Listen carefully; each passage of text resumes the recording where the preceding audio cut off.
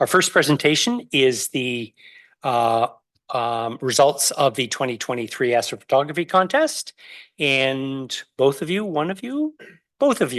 both Leslie and John Gullo will be coming to present. So I know it's the moment you've all been waiting for, right? Because this contest ended in December and we knew the results since March. So we have been waiting for this for a long time too. Okay, this year we had a number. Can't hear you. All right. The mic is there. This year we had a number of really, really good pictures. In fact, they were all pretty good. We had only 20 entries, which is half what we had last year. And as we show them, I'm sure I'm going to hear all the O's and the A's because they really are exceptional. We have some very, very talented astrophotographers in the group, and we have quite a few that are up and coming. So I think we'll have many more years to ooh and ah over their pictures. So let's get on to it. They were divided into the master class and the general class and the youth. So the master class are those astrophotographers who are more experienced, because this is not something that you just go out and decide that you're going to take a picture and it's wonderful. I mean, you have to actually learn how to take the picture, and then you have to learn how to process the picture, and that takes time and experience. So we have a set of people that have been doing it for a few years, and it shows. I mean, their pictures are really exceptional. And then we have another group of people that are, you know, up and comers, if you want to put it that way. And they are taking very, very nice pictures, and they will very soon be masterclass as well. And then the youth category, we set up to encourage younger people to actually get involved in taking pictures. And we only had one entry this time in that category, but hopefully we'll have more next year. So moving on. So the masterclass solar system, we did solar system, deep sky, and astroscape. So astroscapes are basically sky and land. Deep sky are your nebula and, you know, your clusters and all of those kinds of things. And solar system kind of speaks for itself. So in the masterclass solar system, the winner is Shakil Anwar, and he did a picture on moon transits and their shadows. Wow, thank you. Unfortunately, Shakil, I did not see him here, so hopefully he will be at the picnic tomorrow, because we will actually be presenting the certificates at the picnic. He signed up? Good. So the second place was Kirby Alguar for his annular solar eclipse picture. This is a composite that he put together from many pictures that he took during the solar eclipse. And then the honorable mention goes to Rick Vergen for his picture of the sun. I mean, the actually not the sun, but the prominences of the sun. So they are really, really exceptional pictures. We rate pictures basically on the technical merits of it, as well as the artistic. And a lot of it goes to what we call the wow factor, which is you look at it and you go, oh, I like that. Or maybe not so much, right? So it's a combination of those three things that goes into the scoring. So then moving on to the masterclass deep sky. These are the nebula and clusters and those kinds of things. So this is our NGC 7380. And you can see he's brought out the color really, really well. Rick Vergen. And then he did another M51 Whirlpool Galaxy. Yes. I mean, it's really beautiful. You can see why these people are masterclass, right? And then he also took the honorable mention space with his NGC 6820 and 6823.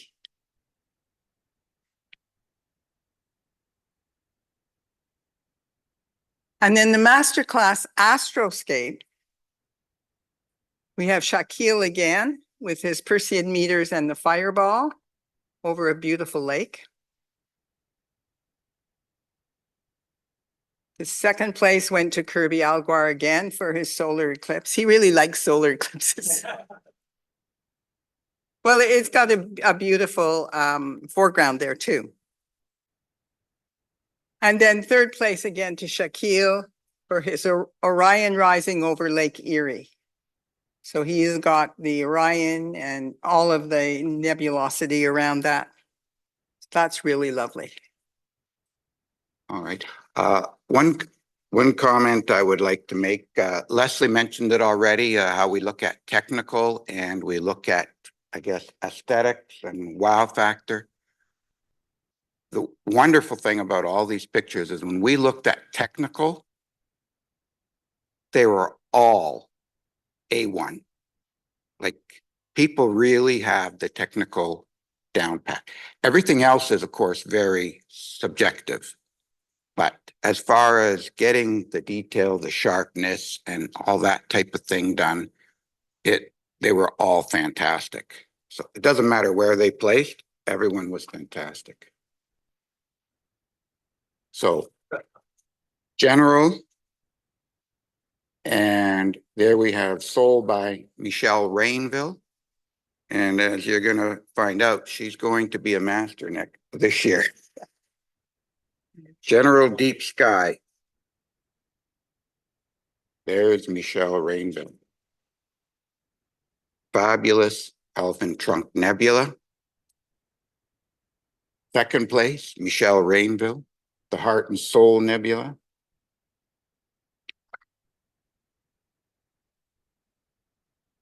She's a nebula person. Honorable mention, Michelle Rainville.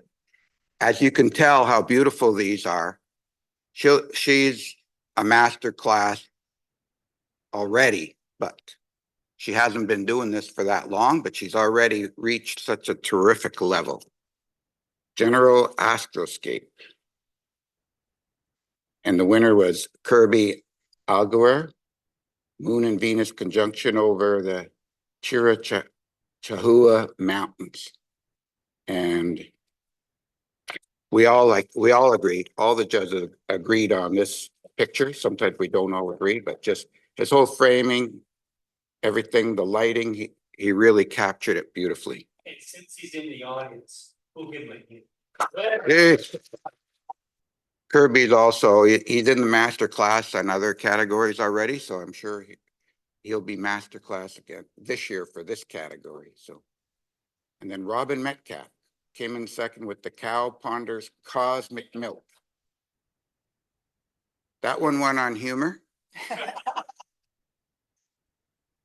But she did a beautiful job. And that was a composite of a number of photos for her to be able to come up with that. So that was fantastic. And the final category, Youth Astroscape, there was only one entry in that. Matteo Satti captured the Heart Nebula. And I remember reading all the processing. And he did an amazing job of processing. And when I look at the process, I know Leslie knows what they all mean. I read it, may as well be a foreign language. But he's already obviously got the hang of that. So congratulations to Matteo. There you go. Congratulations to all the winners. Thanks to all of them for submitting photos. We hope more people will submit photos this year. I mean, the 20 that we had were absolutely beautiful, but it would be nice to have more submissions and more people getting into the hobby. Yeah, we'd like to see more people submit pictures, but you know, the one unfortunate thing is that it depends on the weather, and it hasn't been great this spring. So let's hope that we get some nice skies over the summer. And all of these pictures will be, I mean, they are up on the website now. We'll be releasing that web page for public viewing right after this meeting. So everybody who isn't here will get a chance to look at the pictures as well. And once they're all submitted, they're sent to us, but we have no idea who took the photos. We don't know anything about them except the technical details about the picture and the picture itself. Does anybody have any questions about how we judge or anything? It's a pleasure, actually. Yeah. It really is. It's a real pleasure. I would now like to call on, I guess, Rakev, if you can, there you are, yep. We have a couple of Aurora reports. Hello, everyone. Those who do not know me yet, my name is Raghav, and I've been member of Mississauga Center for almost 2 years now. So I'm presenting my report on the May 10th event of Aurora. And sure, Boosting the audio. when we first talk about chasing the Aurora, the first question which comes to the mind is, how did I learn about the event?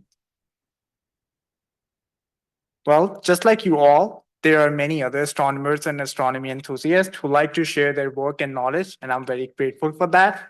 A same scenario, I learned about it from Dr. Roy French, who basically shared the idea that at every 11 years, sun goes through a solar activity cycle, and due to this, events like these where solar storms come up, you are more likely to see aurora, are more of a norm. It's not something you were seeing extraordinary. This is that you expected. Between the period of May 3rd and 9th, there were 82 notable flares registered by the Solar Dynamics Observatory, and among them, 9 flares were classified as the X class, which accounts for 50% of all the X class solar flares registered till May 9th.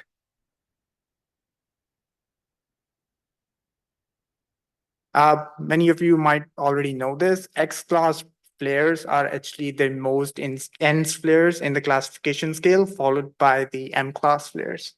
And among those, those 9 X-class flares which were registered, all of them were supposedly originated from 2 large sunspots. One of them was called Region 3664, and Randy even shared a post about it on May 7th that it was visible with bare eyes without any magnification on the solar surface.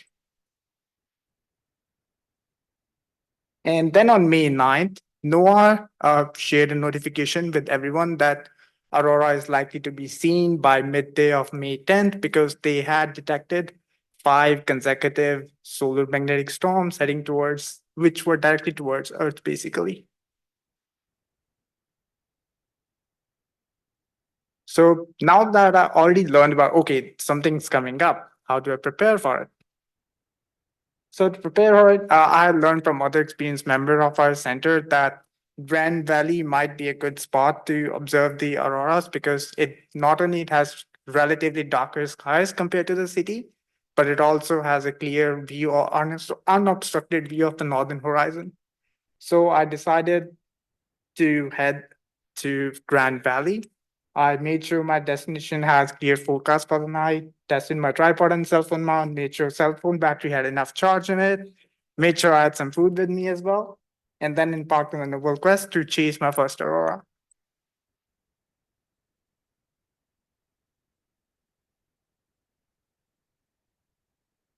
And just like every other astronomical event day, it was cloudy, partially cloudy, I would say, and it was even drizzling. But fortunately, soon after, weather started to improve. And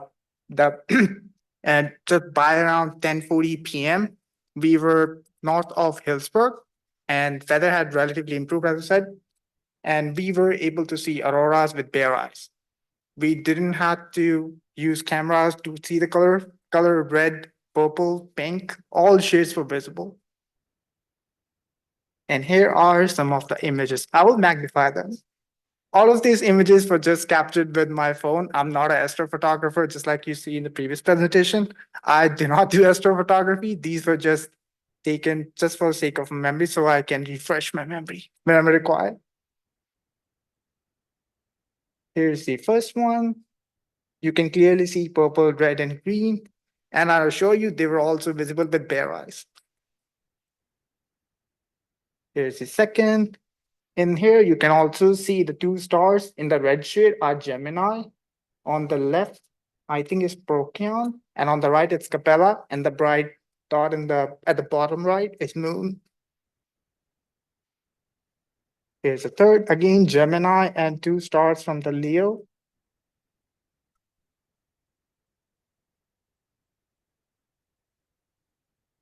Here's another slightly magnified shot. I believe the 2 stars in the Leo are Regulus and Algebra. Here's another shot. Now this one's facing north, so that bright star might be Cassiopeia.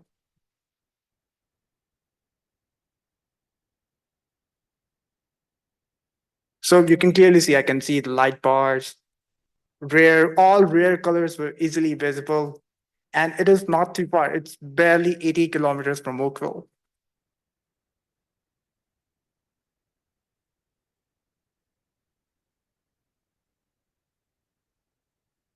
And by 11:30 p.m., I arrived at north of Hillsburg at around 10:40. So you could say the storm was at its peak at around 10:40, and it stayed at its peak until 11:30, because after 11:30 p.m., I was not able to see the rare colors red and pink anymore. It was still intense, like you can see in this image, but not the rare colors anymore, just green. And in this image, you can see the Cassiopeia. This is not Gemini. It may look like it, but this is Cassiopeia because this is facing north. And here's the last image and my favorite, because as the cloud started moving, it made a smiley face with Gemini.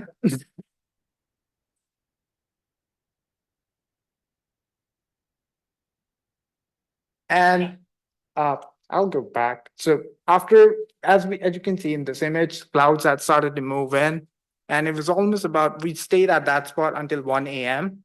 So my brother said, okay, let's head back. That's enough for today, as clouds are also started to move in. So we went back. As soon as I opened my phone, no matter which platform I was on, everywhere there were pictures of Aurora. The millions of people had observed it. So you could say this image summarizes that scenario. And NOAA also had their own take on it. They have a system of, it's called JPSS, which is Joint Polar Satellite System. They also shared several images which were captured by their polar satellites. Here's the first one.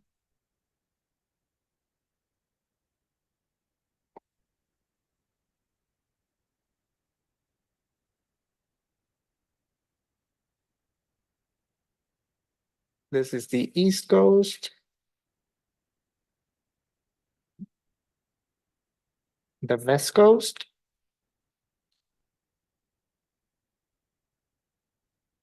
And a elongated or tilted view of the East Coast. And that was it. Thank you very much. And our next presentation will be Chris McNeely.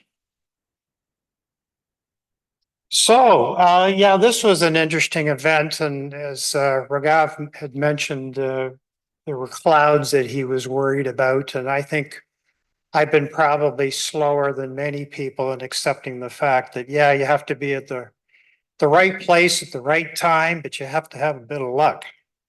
So, as he mentioned, yeah, there were a lot of our published articles coming up in that second week of May about the upcoming possibility of auroras this far south in North America. And I noticed the same pictures of the sunspots with my binoculars a day or two before. So by the time May 10th rolled around, I was up in Carling Township, about 35 kilometers northwest of Parry Sound. That's typically a Bortle 3 area. This was a pretty good night. Would have been great for just astro viewing. The seeing conditions were pretty good. Judging by the lake, you'll see there was very little turbulence. And the transparency, other than the auroras, was pretty darn good.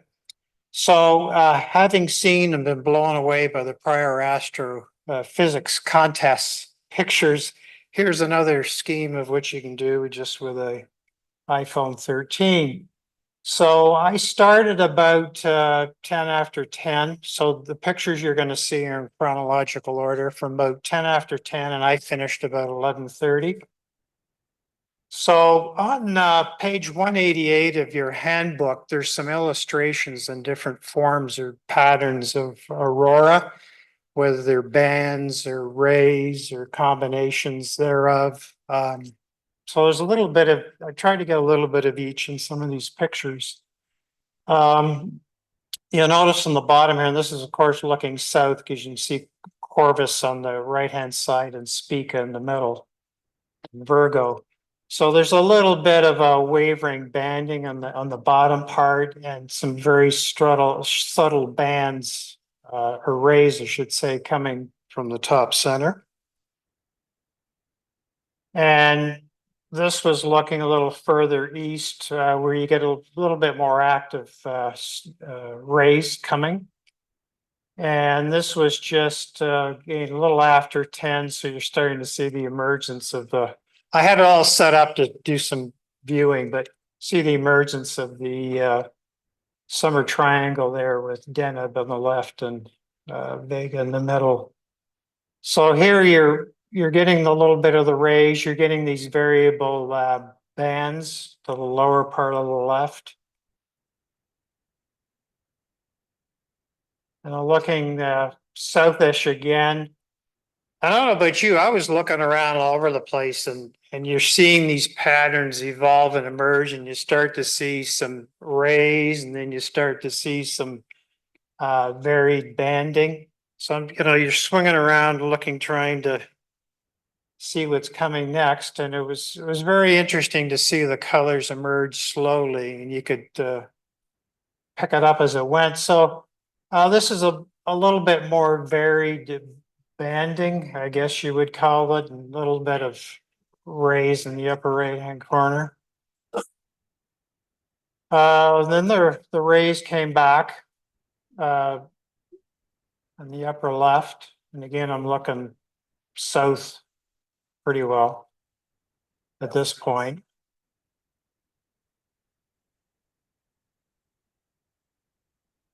And then back to some more active rays. The little bottom center was pretty striking there, how that sort of stuck out at the bottom. And again, that's back in the area between Cygnus and Lyra. I don't know about you, that's an area I look a lot at this time of year. And then back towards the southwest, we got a flash of green. And there's more descriptions. I think it's page 187 and how the colors emerge and how the oxygen molecules get agitated at various altitudes around the Earth. Similarly, when you get into the mauves or purples, there's a slightly different altitude, and you might even get, I believe it's, correct me if I'm mistaken, the nitrogen molecules or atoms. And then back looking the west, again, Gemini sitting up there in the center, Pollux and Castor, and the moon's trying to look a little bit like Saturn with the rings, and that was probably one of the better shots I saw of the rays.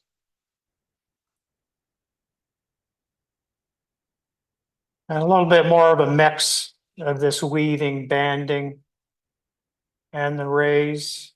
And that again, that's still looking westerly. Then back to the south, west or southeast.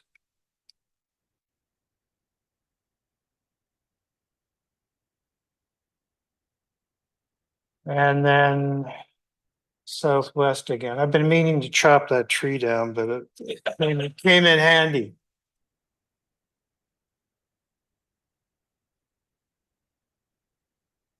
And then more of the same to the due south.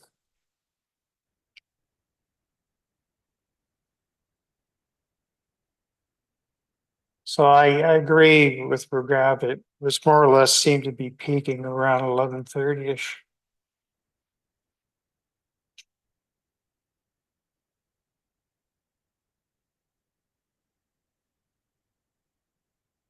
I think that's the last one. So you ended up viewing for about an hour and a half then, roughly? Yeah, about an hour and a half. And an awful lot of those shots were looking south. Yes, that appeared to be where the more vibrant colors were coming from and some of the combinations of the banding and the rays. Yeah, it's just as Randy said, it's so strange to think of looking south to see the aurora, but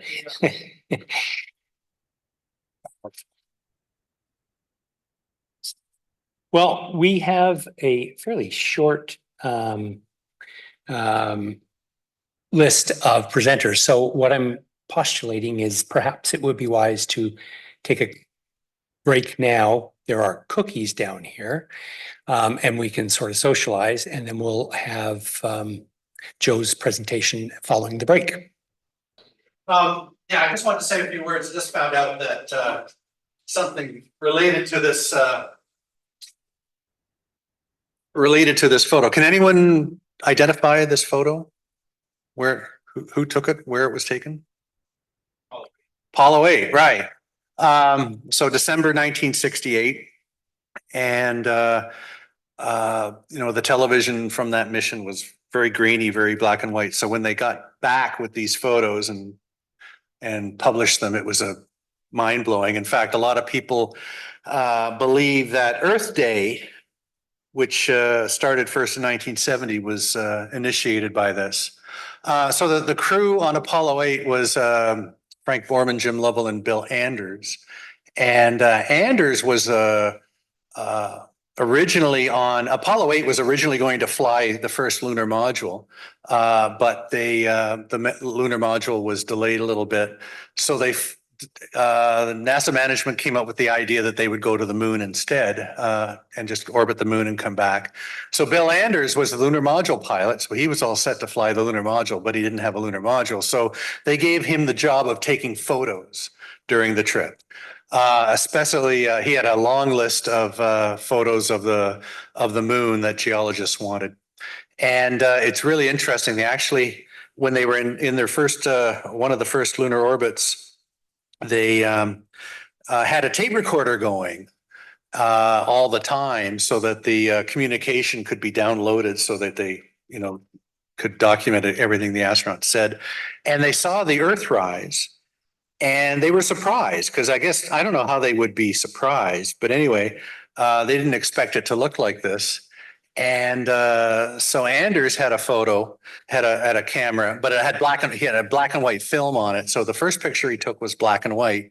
And then the other two astronauts said each photo had been just prescribed. Like every photo that he was supposed to take was prescribed. So the other two astronauts actually started kidding him and saying, "Hey, this picture of the Earth isn't planned or anything." But he grabbed a color magazine on the Hasselblad and took a few pictures and took this famous photo.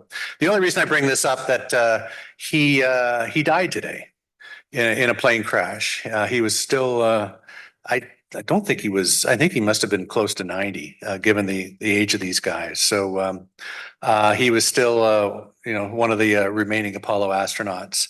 And I never, you know, interesting guy like they all were, but it was, I thought I would mention that we lost another Apollo astronaut today, but also a little bit of history. So thanks. Was he the pilot in the crash? Yeah, it's a T-38 single seat. Just a T-38. Yeah, well, I know, still flying with me. T-38, yeah. Okay, thanks. Can you tell the story about it? It wasn't him that took the picture at all. He took it. Yeah, okay, but it was only recently that he was able to firmly establish his authorship of that picture. Alan would now tell us. I was surprised you didn't mention it. I mean, really, it's critical. But I didn't want to take it. And I have to remember to stay on mic. So this is meant to be a bit of an intro presentation for novices. And some of the content in this has already been covered by Ragav tonight. So I do apologize. I was asked to put together an intro presentation for the upcoming astronomer in residence that I'll be doing in Killarney. And I'm also giving this presentation at York in about a month. So you guys are my guinea pigs. Yes, that took me a sec. That said, I do hope that you learn something from this. If not, you're at least mildly entertained. And there is a quiz at the end. So,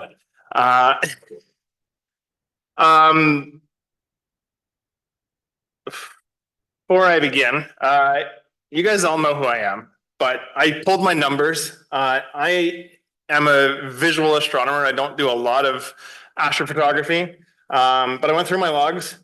To date, since I bought my telescope in 2011, I have seen 64 individual separate galaxies, 77 globular and star clusters, globular and open star clusters, thank you.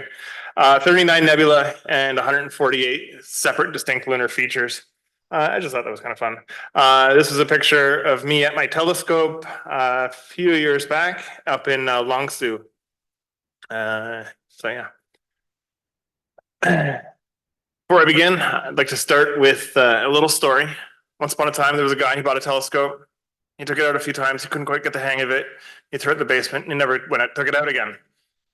The end. I didn't say it was a good story. I didn't say it was a happy story, but unfortunately, it's a common story. I know people who have done that, and so I hope to try to help people not experience that. And my solution, I think, is going to be planning, which is why I've titled this talk "Planning a Night Out." Okay, so obviously the first thing we need to consider is the weather. Can't really see much unless we plan for clear skies. We can use the weather network, but we also use our astronomy forecasts. I'll try and speed this up for you guys. You guys all know this stuff. Astroperic, clear outside, right? This is a view from just very close to my house, except it doesn't feel quite like home. That's better. So, you know, we're considering where do we need to go? We need to get away from the cities. We need to go to where it's dark. I have used this map, Night Earth, to find dark locations. But in general, we refer to a Bortle map. And if we turn those colors into numbers, we get an idea of what the Bortle scale is all about. Again, burning through this one for you guys because it's elementary stuff. And of course, we have one more source of light pollution. I took that photo. I did say I do a little bit of astrophotography. So, so I use an app on my phone called the Moon Phase Calendar that lets me see moonrise, moonset times, as well as I'm an Android guy. So all these apps, they're all Android apps. But there are some equivalents over in the iPhone world.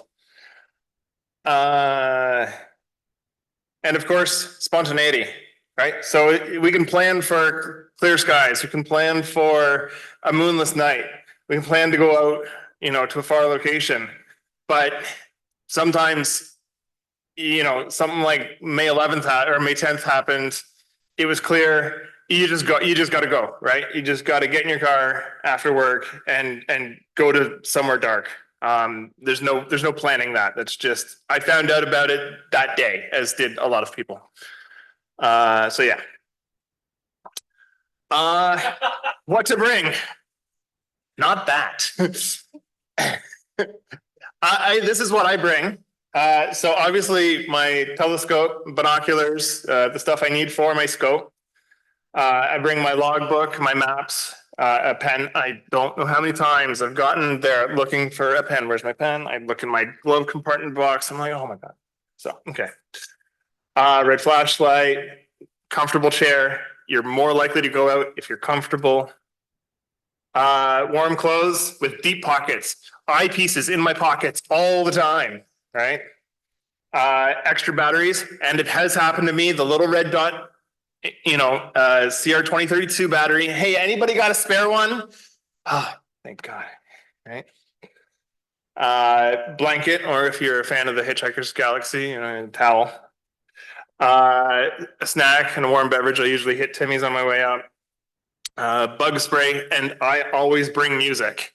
I have music going all the time, and when the coyotes are howling, it just kind of helps me focus on that, not that.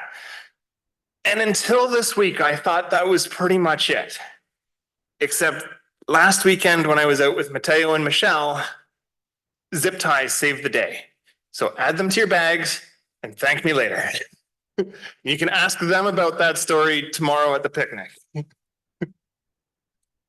And yeah, it is weird when people go, why do you just have zip ties in your car randomly? Yeah.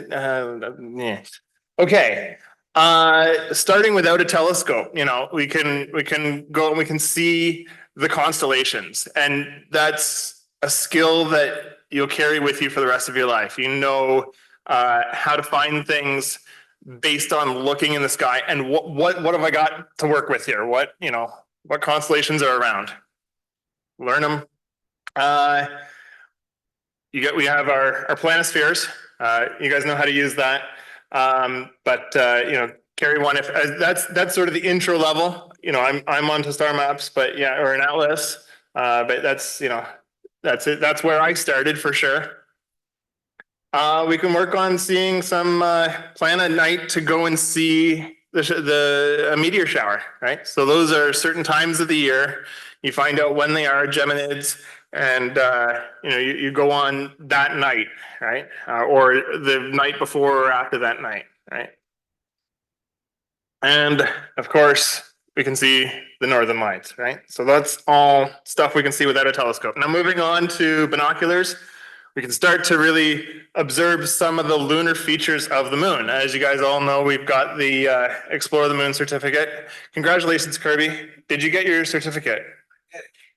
I was going to bring your book. I'm so sorry I forgot it tonight. I do have it on my desk and I will bring it. Tomorrow, picnic. Yes. Good. Thank you. Okay. This is actually the map that I started with. It's available on Wikipedia. The first time I went out with looking at the moon to identify the different Maria when I was doing Explore the Universe. So it is useful. Obviously, with binoculars, I have gone out within the city, outside my house in Etobicoke, and looked at comet pan stars. Comets are visible in binoculars. They're good targets for binoculars. And I like this picture because it's, as much as there's wonderful, wonderful pictures of all sorts of comets on the internet, this I feel is accurate to what I actually see in my binoculars when I'm looking at a comet. So I like that one. And you can start to get into some dark sky. This is Pleiades through 10 by 50s. And there's a really wonderful website I'm going to suggest called the Binocular Sky that will give you ideas of what to expect when looking through binoculars for deep sky objects specifically. And there's all sorts of other information on this website too, if you're looking at buying binoculars or whatever. So check out that website. Moving on to our passion here. So deep sky objects. I'm going to start with sort of the most basic way to plan on what to see. Now we're getting into what targets, what deep sky objects, open clusters, nebulas, galaxies can we see, right? So the first thing, if I open my astronomy app on my phone, which is Sky Safari, there's tonight's best, right? And it will show us what's available to be seen. You can sort by altitude. That might be helpful for you, especially if you have a Dobsonian. The problem with doing this is you start to see the same targets again and again and again. My goal, and the way that I got to those numbers at the very beginning, is my goal every time I go out with my telescope is see something new that I've never seen before. in my telescope. Right now it's galaxy season. And there's galaxies. When we went out last week, I was able to see one new one that I'd never seen before. So that my average right now is sort of 3 new things per night. But anyhow, obviously I work from a list. In my case, I'm working from the finest NGCs list. But this is the Explore the Universe list. There's people who are working on the Messier list from the Royal Astronomical Society, the observing certificates there. The benefit of that is that it encourages you to, again, look and find different targets, right? So you don't go back necessarily to the ones you will revisit, but you're constantly looking for something new, right? So the list is helpful. In my case, this is a picture right out of my logbook. It comes with the list that I work with has maps, and I check them off. So when I go out and I look up the constellations, I go, okay, I haven't seen this object because it's not checked off yet, and I will go and look for that object. Now I started thinking back to what have I done in the past that has yielded the highest results in terms of number of things, new things to see in a single night. And it was when I was working on the Virgo cluster. So how did I do the Virgo cluster? These maps, they're okay, but when you get to the Virgo cluster, this isn't great, right? So we okay, see insert on the other page. Well, still okay, you can work through this, but it helps if you know what to expect. And so when I did the Virgo cluster, I pulled up a wide field image that's inverted from the internet, and I was able to work through it that way. And I was able to pull off all the Messiers in a night in the Virgo cluster, doing it from an image that looks like this. So somebody took a picture, they went into the computer, they inverted the colors, so the galaxies are black, the background is white. And if you want the actual page that I actually used, it's not this one, but I can send it to you or whatever. There is a better way. So for people who are more advanced, have been in this longer than I have purchased advanced softwares, they're going to know what's coming here. This is a software called K-Stars. And if you haven't checked out K-Stars, it's a free open source software. I love free open source software because I'm cheap.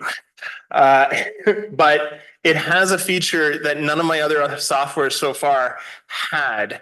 And it's a feature that often costs in software well over $100, $150.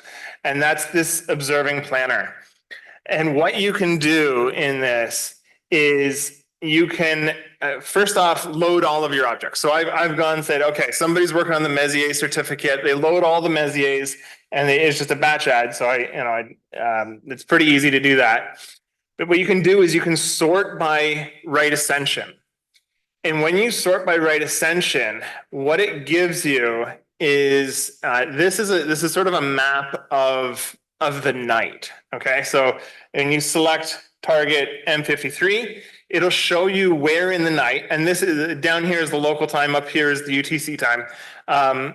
It'll show you where in the night it's at the highest altitude in the sky. So M53, it's going to be an evening object, and so and then after here it's about maybe 10 o'clock at night, it's going to start to go down in altitude in the sky. And so when you then sort by right ascension, you're clicking through, what you'll see is this line start to shift from high in the daytime to in the spring, high in the evening, and then as you go further down, it shifts, and I'll show you what that looks like in a sec. So you grab a bunch of these targets and you add it to the session plan. And then what happens is you can choose targets that are above a certain altitude. Some of them are going to be lower than others, like there was a low one. For me, I have a Dobsonian that is really nasty to look at anything under 30 degrees because it basically I have to sit on the ground to look through the eyepiece for it. I'll clean out those targets, and what you end up with is you can plan out your night so that you're always looking, you always know what to look at that's high in the sky. If you haven't checked out K-Stars, it also comes with another software that's baked in called Ecos that is instrumental in astrophotography. Works with has integration with something called Astrobearing. Again, this is getting into astrophotography stuff that I'm not qualified to talk about, but it just shows that there are free open source alternatives to some of the paid solutions out there, and I'm going to be using this going forward for sure. Okay, so then I thought maybe ChatGPT can help me out here. Maybe there's some stuff here to be learned, right? So I said, what's the easiest, going back to that Virgo cluster, what's the easiest order in which to observe all the Messier galaxies in the Virgo cluster? And it comes up, it starts with M87, then go to M84, 86, and that's kind of what I did actually. When I did it, but it gives you an idea. If you go back to your map, oh, I should go for this one first because it's the biggest and the brightest, right? Okay. Sorry. Why is this? I've mucked it up here. Okay. So then I said, this is a bit more advanced. I said, plan a list of astronomy targets that I should view with my telescope. I'm in Canada at such and such a latitude. I want to observe on this night. I want to focus on deep sky objects. I don't care about the planets. I want to observe close to 100 times magnification. I'm not interested in the Messiers. I've seen them all, and this is the time I plan to view. And it did give me a list, but when I started to check this list, some of them weren't even above the horizon. Some of them were really low. Some of them were like, even though they're NGC objects, NGC numbers, they were actually Messier objects. So 3.5 didn't quite cut it. I also have access to 4.0. It did a much better job. So if you have access to 4.0, it will help you in it, but that was not a great thing. Then I also asked, what can I do to make observing under a full moon more rewarding? And this was an interesting one. So focus on double stars, planets. Okay, that's obvious. The moon, right? But nebulae and star clusters are typically brighter than galaxies. So especially open clusters, right? So. That's just to give you some ideas of maybe, what to ask to ChatGPT if you're playing around with it. And then I also thought, okay, well, what can we learn from what the professional observatories are doing, the big guys, right? So what do? Well, they start with their scientific priorities. Well, we kind of have our priorities. If I want to work on Messiers and I know I got to do the Virgo cluster, my priority is hit that in the spring, right? Because once it's summer, once it's August, I got to wait another year for that to come back around, right? So that's similar. Okay, they have their observing constraints. Well, we have our constraints as well, right? We're not looking for things that are down to magnitude 21, right?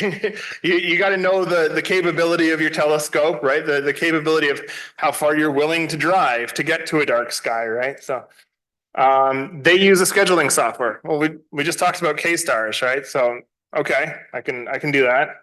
Optimizing algorithms, again, K-Stars, okay.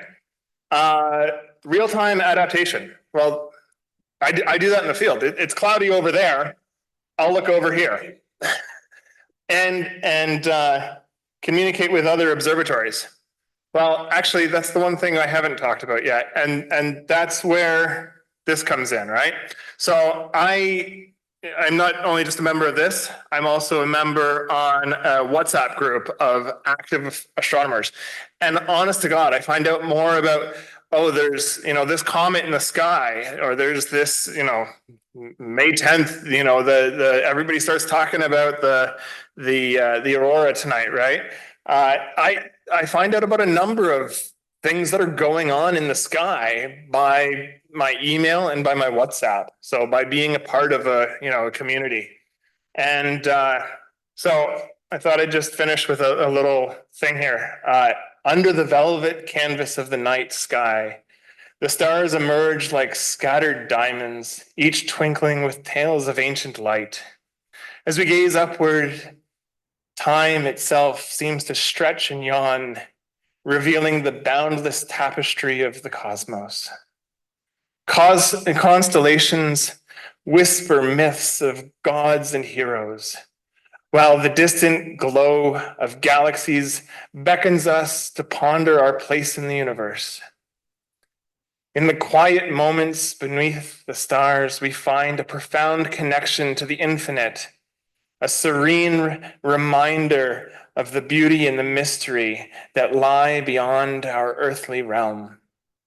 The night sky, vast and unfathomable, invites us to dream, to wonder, to explore the eternal dance of light and darkness. Thank you.